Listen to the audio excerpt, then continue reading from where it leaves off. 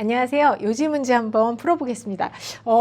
너무 전통적인 요지 문제였어요. 왜냐면 일단 요지 문제를 같은 경우에 그 글의 주제가 보통 뒤에 많이 나온다는 걸 우리가 뭐 이거는 공식도 아니야. 그냥 어떻게 보면 굉장히 진리 같은 그러한 원칙에 맞도록 뒤에 지금 위치하고 있었거든요. 근데 물론 사실은 선생님들이 야 요지나 주제 문제 풀 때 뒤쪽을 좀 포인트 줘라고 말하는 순간 출제자들이 약간 그걸 꽈내는 경우도 있어요. 그렇지만 아직까지는 통계적으로 뒤에서 주로 주제가 위치하는 그 설명이 아직까지는 유효했습니다. 그래서 선생님이 말해주고 싶은 건 요지나 주제 문제는 글의 뒤에 주제가 있어 라고 얘기하는 건 아니고 이때 이쪽에 포인트를 두고 읽자. 이 부분을 좀 선생님은 말씀드리고 싶어요. 그리고 또 하나 주고 싶은 게 뭐냐면 이런 게 있어. 만약에 이렇게 need to라는 조동사가 있잖아. 그러면 당연히 내가 요지 문장을 쓰는데 need to를 썼다는 건 이 부분이 강조점이라는 포인트거든. 그래서 여러분들이 요지 문제에서 특히나 조동사가 있는 문제는 여러분들이 좀 그 문장을 좀 주의 깊게 보는 게 좋을 것 같아요. 한번 보겠습니다. 우리는 필요가 있대요. 주의를 기울일 필요가 있대요. 뭐 했을 때 우리가 general은 일반적인. 근데 일반적인 하면 사람들은 그냥 일반적이구나 라고 생각하지만 여기서는 일반적이라는 의미는 포괄적인이라는 의미로 쓰였어.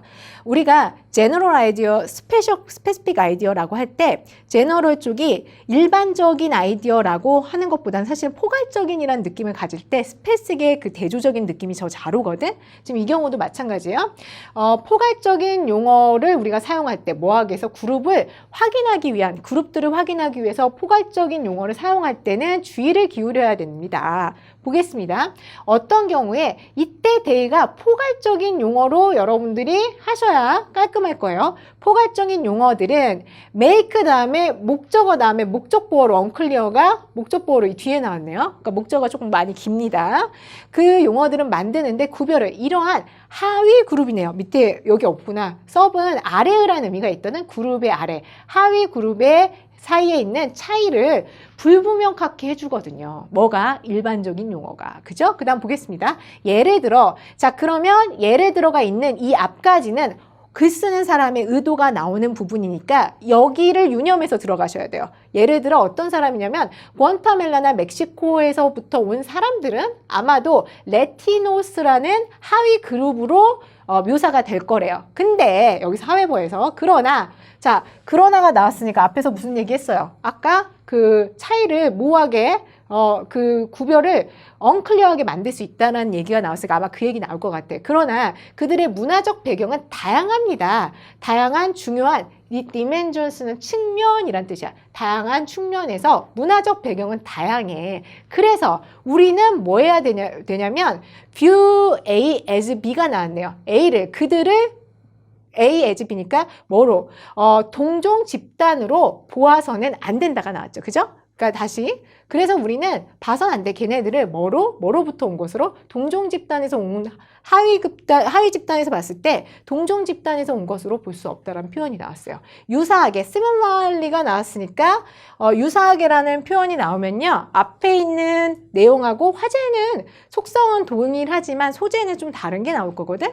한번 보겠습니다. 그러니까 무슨 얘기냐면 similarly가 나오면 여기 두 개에 있는 속성, 주제는 동일해. 하지만 소재는 좀 달라져야 돼요. 자, 다른 소재 뭐가 나왔는지 보겠습니다. 용어인데 어떤 용어냐면 아시아 아메리칸이라는 그러한 용어는 흐리게 한다, unclear하고 의미가 좀 비슷해요. 흐리게 하는데 그러한 다양성을 흐리게 한대요. 뭐 사이에? 사람들 사이의 다양성을 흐리게 하는데 그 사람들의 유산이 예를 들어서 중국이거나 한국이거나 재팬인 그러한 사람들의 다양성을 흐리게 만듭니다. 지금 차이니스나 코리안이나 재패니스가 하위 집단이죠. 그 하위 집단의 구별을 흐리게 만든다는 표현 앞에서 계속 반복했던 거 나왔네요.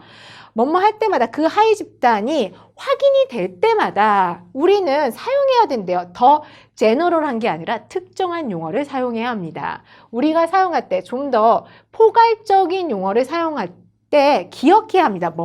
그 용어들이 모든 하위 집단에 적용되지 않도록 안에 있는 그 그룹인데 좀 더 일반적인 용어에 의해서 묘사되어 있는 그 그룹 안에 있는 모든 하위 집단에 포함되지 않을 수도 있다는 것을 기억을 해야 됩니다. 라는 표현이에요.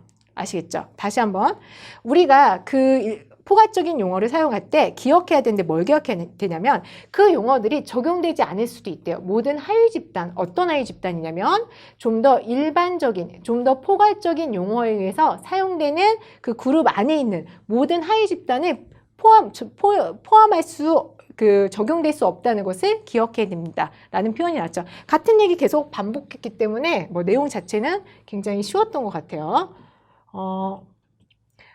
그래서 답이 될 수 있는 건 바로 1번으로 나오죠. 포괄적인 용어는 하위 집단 간의 차이를 모호하게 할 수 있다. 이 지금 답은 바로 찾았으면 좋겠고요.